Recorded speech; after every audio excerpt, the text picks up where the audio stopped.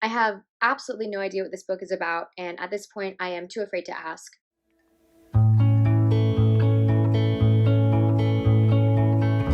Hi. So I wanted to do a real quick book haul for all the books that I found at my local thrift store. This is my first ever BookTube video, and I'm super excited because it matches two things that I love, which is sustainability with secondhand shopping and books. So without further ado, this is my first ever book haul video here on BookTube, and this is what I found. So when I first walked into the store, I pretty much almost blacked out because the very first book that I saw was this beautiful copy of All the Light We Cannot See by Anthony Doerr. I have heard nothing but good things about this book. I actually already kind of started it, so I've gotten a little bit into it. This is something that I've literally been wanting to read for the past couple of years now, and the fact that I was able to go and find it for like $3 at the thrift store in beautiful hardback condition was the coolest thing that's happened to me pretty much all of 2020. So something that I think I should mention about the way that I read books that is kind of different from how most people read books is that I prefer to go in completely blind. Usually I pick up a book based on if someone that I trust has recommended it or if I see someone reading it that has a similar taste in books that I do. The reason that I don't want to know anything about a book before I start reading is because to me it's so much more impactful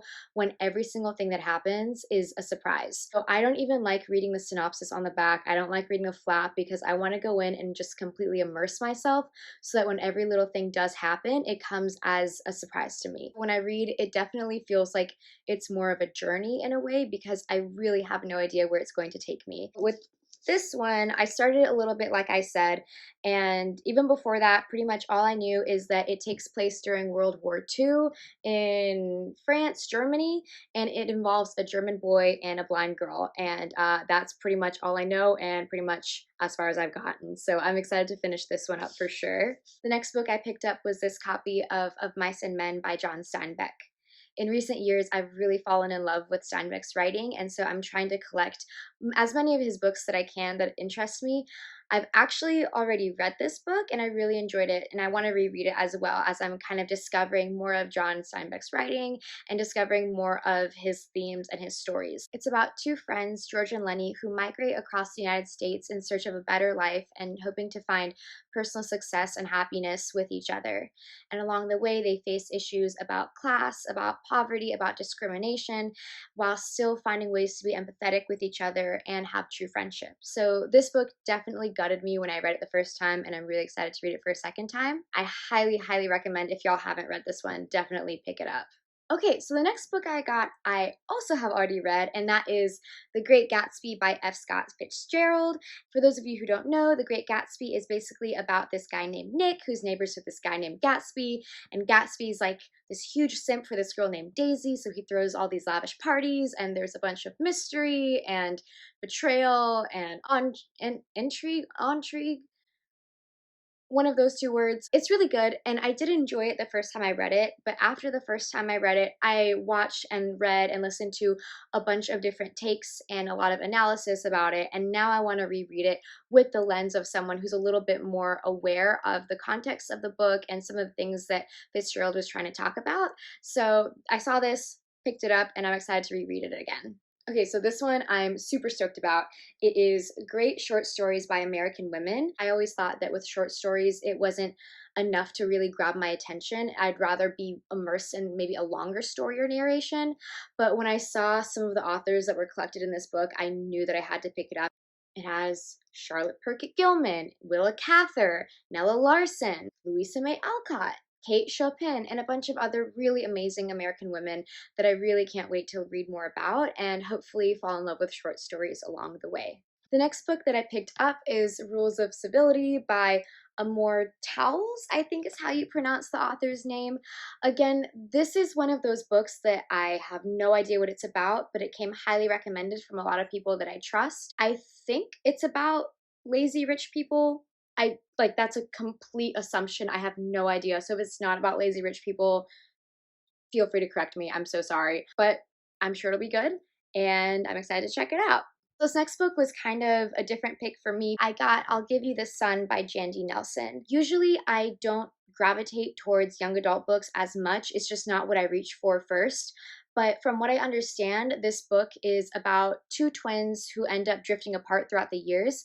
And you're kind of following these twins and their lives, and I think what happened to them and why they ended up drifting apart. I am a huge sucker for sibling relationships. I love reading about family dynamics. I love reading about, especially siblings, and what goes on with them and each person's different story. This one also I know is very highly recommended. So I'm looking forward to reading about it and seeing if maybe this is one YA book that I'll end up loving, especially if the sibling relationship is really well done and well crafted. The second to last book that I picked up is The Silk Roads, A New History by Peter Frankopan.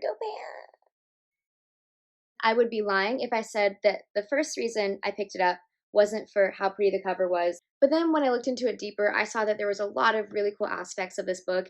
It's pretty chunky, but I read so much fiction, and so I really want this to be my first foray into reading about true and pure history, especially because I am Persian, and so reading about how they're going to talk about Persia in this book is kind of cool to me because I don't know a ton about that area of history.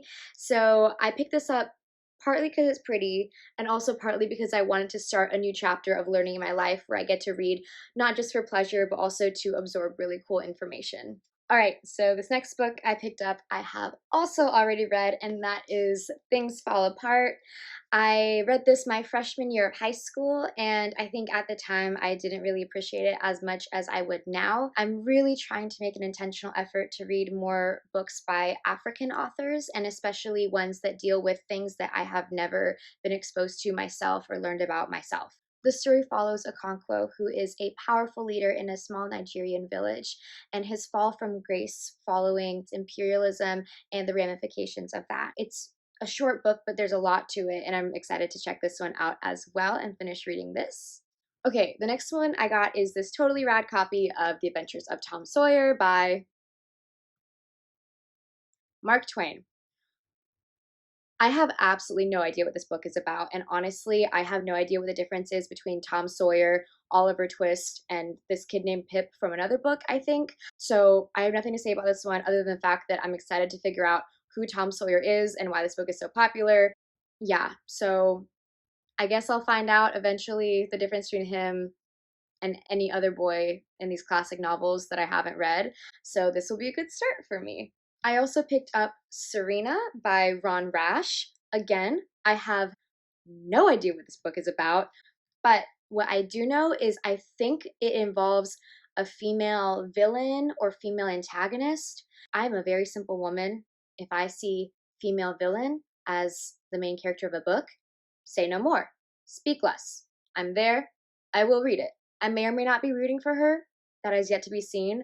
I think she might be trying to kill someone's baby. I really, really hope she's well written though, because like I said, female villain, can't get any better than that.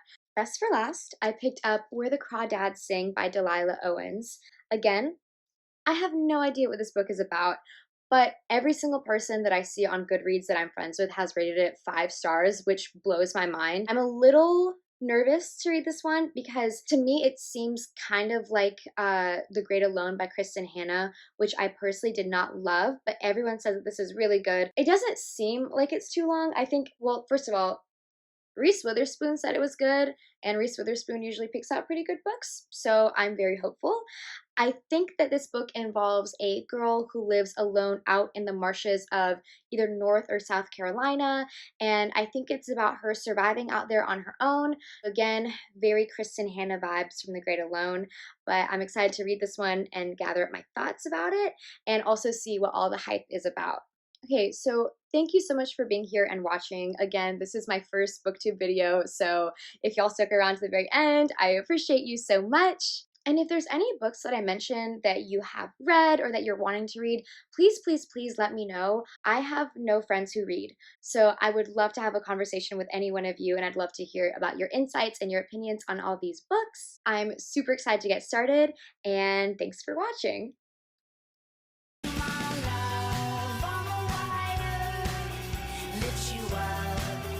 The second to last book that I, the second to last book that I picked, best for last. So stay tuned.